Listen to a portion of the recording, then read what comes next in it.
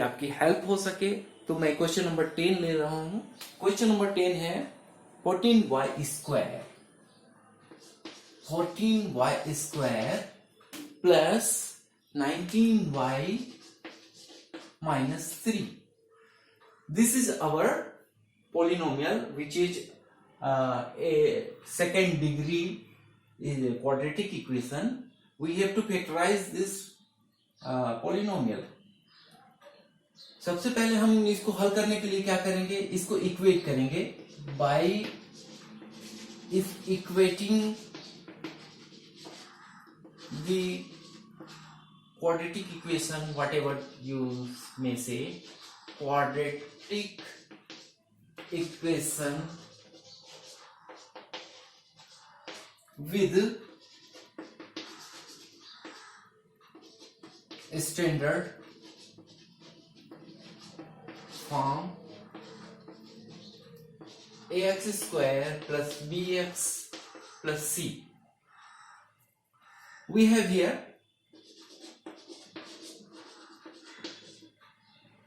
a is equal to 14, b is equal to 19 and c is equal to -3.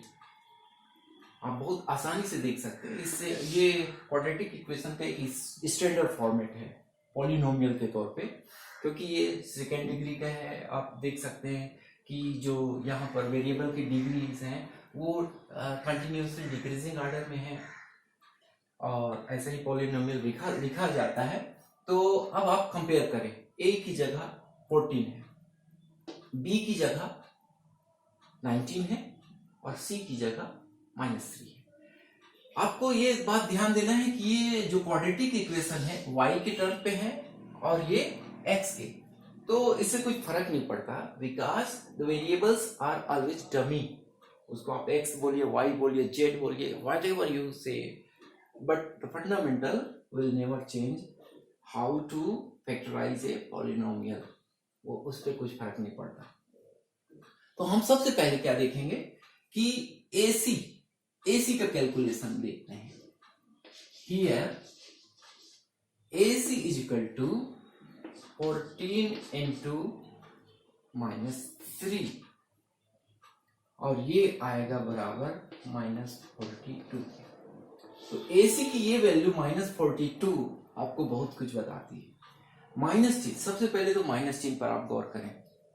Minus चिन्ह आपको बता रहा है कि जो मिडिल टर्म का जो स्प्लिट आप करेंगे, जब मिडिल टर्म स्प्लिट किया जाएगा दो पार्ट में, तो उन दोनों के साइन अपोजिट होंगे। पहली बात, माइनस चिन्ह क्या डिनोट करता है? Minus sign denotes number 1 both of factor will be of opposite sign.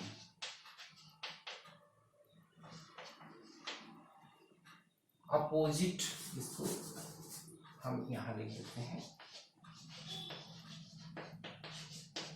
Opposite sign.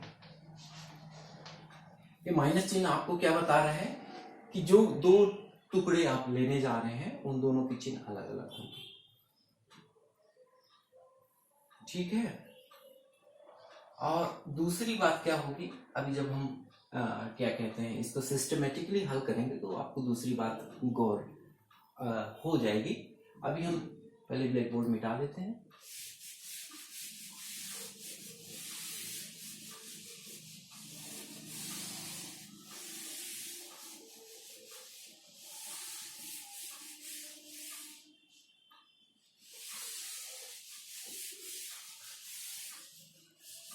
तो हमने देखा कि जो मिडिल टर्म है उसको हम ऐसे स्प्लिट करेंगे कि उसका गुणा जो है, उन दो चीजों का गुणा 42 आना चाहिए, यानी कि मल्टीप्लीकेशन जो आए वो क्या हो, मल्टीप्लीकेशन should be -42। अब -42 पे हम देखें तो ऐसी कितनी संख्याएं पॉसिबल है जिनका गुणा -42 आता है। तो आप एक सीरीज बनाइए, 1 और 42 का गुणा 1 × 42 = 42, 2 × 21 = 42, 3 × 14 = 42, 4 का भाग जाएगा नहीं, 5 का भाग नहीं जाएगा, 6, 6 × 7 = 42। फिर और किसका भाग जा सकता है? इसके बाद चीजें रिपीट होने लगेंगी। आप एक बात ध्यान दीजिए कि ऐसे जो दो फैक्टर हमको मिलते हैं जो लगभग इक्वल होते हैं, जैसे 6 और 7 लगभग इक्वल होने के बाद वो रिपीट वापस रिवर्स ऑर्डर में आ जाता है। तो आप तभी तक ट्राई कीजिए, जैसे 1 2 3 6 के बाद ऑलरेडी 7 जो कि है 7 लेंगे तो 7 × 6 लेना पड़ेगा। मतलब ऐसे 4 पेयर ही पॉसिबल है जिनका गुणा 42 आएगा।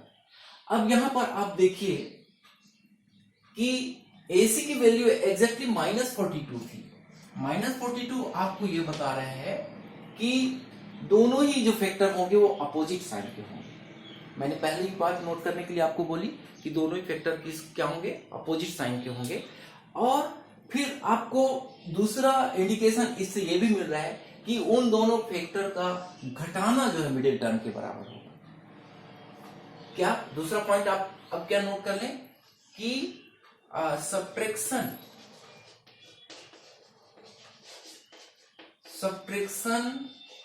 Of the two factor will be equal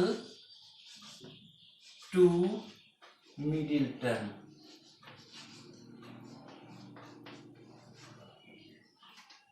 तो आपने दो चीजें क्या नोट कर ली कि यदि A और C जो कोफिशिएंट थे फर्स्ट और लास्ट टर्म के, उनका गुणा यदि माइनस नेगेटिव साइन वाला हो तो उस स्थिति में पहला पॉइंट तो ये था कि दोनों ही फैक्टर अपोजिट साइन के होंगे, और दूसरा कि उनका सब्ट्रैक्शन जो है मिडिल पॉइंट के बराबर होगा, मिडिल टर्म के बराबर होगा। तो आप अब इन जोड़ियों में से देख लीजिए कि किनका घटाना जो है 19 आ रहा है। 42 - 1 = 41, ये हमारे काम का नहीं। 21 में से 2 ये 19 आएगा। This is the factor what we were seeking out. तो अब यहां पर आपको ये पता चल गया कि 19 को 2 टुकड़े जो हम तोड़ेंगे उनका जो स्प्लिट होगा 2 पार्ट में वो 21 और 2 होगा। अब यहां पर आपको ये ध्यान देना है कि इन 2 टुकड़ों में से किसको प्लस और किसको माइनस लेंगे। तो यहां फिर से आप आइए, मिडिल टर्म में आपका कोफिशिएंट का जो साइन है वो क्या है, प्लस है। ये आपको बता रहा है कि जो बड़ा वाला पार्ट होगा वो प्लस होगा, यानी कि यहाँ का साइन और इन दोनों में से जो बड़ा डिजिट है उसका साइन इक्वल होगा। तो यहाँ चूंकि कोफिशिएंट 19 जो है उसका साइन प्लस है तो हम 21 को प्लस लेंगे और 2 को माइनस लेंगे। अंडरस्टूड? इस बारे पे आप थोड़ा सा विचार करेंगे और अगर कोई दिक्कत हो तो मुझसे कमेंट बॉक्स पे पूछेंगे। तो हम अब स्प्लिट किस प्रकार से करेंगे, 14y² प्लस यहां पर ले लेते हैं 21y माइनस 2y माइनस 3। बिल्कुल आप समझ सकते हैं कि 19y को हमने 21y माइनस 2y के रूप में लिख दिया।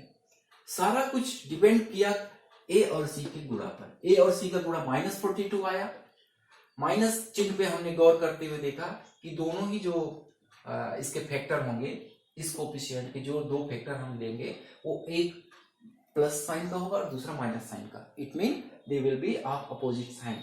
यहाँ का कोफिशिएंट का जो साइन है प्लस, वो उसने ये बात तय कर दिया कि जो बड़ा इंटीजर होगा उसका साइन होगा प्लस। अब इसके बाद इस सवाल को लगाना बहुत ही आसान है।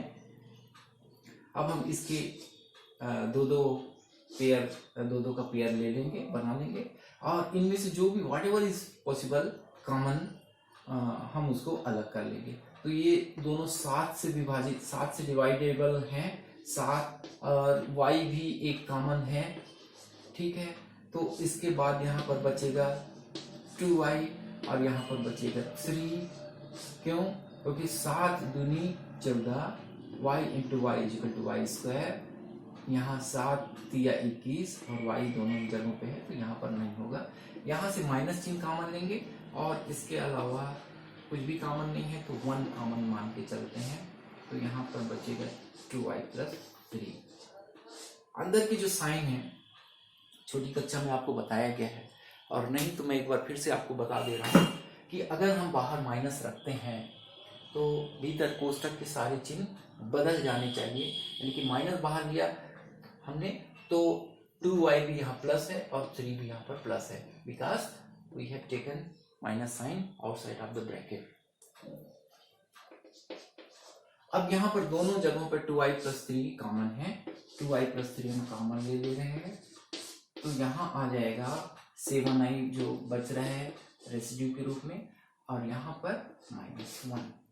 तो इस प्रकार से this is the 2 factor of 14y square plus 19y minus 3। यहाँ अगर किसी को कोई दिक्कत हो तो मुझसे पूछें, मुझे कमेंट्स बॉक्स पे क्वेश्चन करें, मैं उसका जवाब देने की कोशिश करूँगा। और मुझे ये लग रहा था कि ये क्वेश्चन आपको थोड़ी सी कठिनाई में डाल सकता है तो मैंने इसको एक्सप्लेन कर दिया। अब आप एक्सरसाइज 3 के सारे क्वेश्चन लगा लेंगे। जब हमारा अगला वीडियो आएगा तो वह होगा एक्सरसाइज नंबर 4 पर। Thank you.